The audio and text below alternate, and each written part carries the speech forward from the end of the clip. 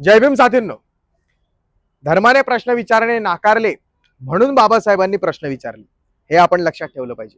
बाबासाहेब आंबेडकर हे कधीच धर्माच्या श्रद्धेला विरोध करत नाहीयेत. बाबासाहेब काय सांगण्याचा प्रयत्न करतात लक्षात घ्या, की आपल्याला धर्मेच्या श्रद्धेला विरोध करायचा नाहीये, तर त्या श्रद्धेच्या पोटी आपली विवेक बुद्धी तिथं गहाण ठेवायची नाही. जो धर्म प्रश्न विचारण्यासाठी मनाई करतो, जो धर्म आपल्याला प्रश्न विचारू देत नाही, तो माणूस घडवत नाही. लक्षात ठेवा, तो धर्म गुलाम घडवत असतो. प्रश्न विचारणं हाच जर का गुन्हा त्या धर्मात झाला किंवा त्या व्यवस्थेमध्ये झाला, तर ती व्यवस्था गुलामीची व्यवस्था बनते आणि तीच गुलामी पुढे जाऊन आपल्याला धर्म बनवत असते.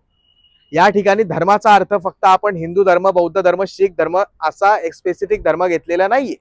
धर्म म्हणजे काय? कोणताही धर्म जो प्रश्न विचारण्यापासून आपल्याला रोखेल, जो प्रश्न विचारण्यापासून आपल्याला थांबवेल, प्रश्न विचारल्यानंतर आपल्यावरतीच उलटवार करेल, आपल्याला दाबण्याचा प्रयत्न करेल, तो धर्म गुलामगिरीचा धर्म आहे आणि तो आपल्याला गुलाम बनवल्याशिवाय राहणार नाही.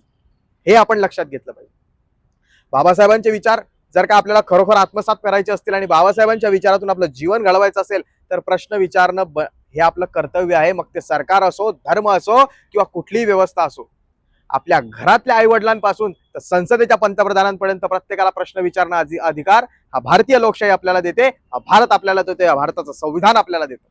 अशाच पद्धतीने बाबासाहेबांचे विचार ऐकण्यासाठी, बाबासाहेबांचे विद्यार्थी घडवण्यासाठी आम्हाला सबस्क्राईब करा, फॉलो करा आणि व्हिडिओ शेअर करून कमेंट करायला विसरू नका. धन्यवाद. जय भीम.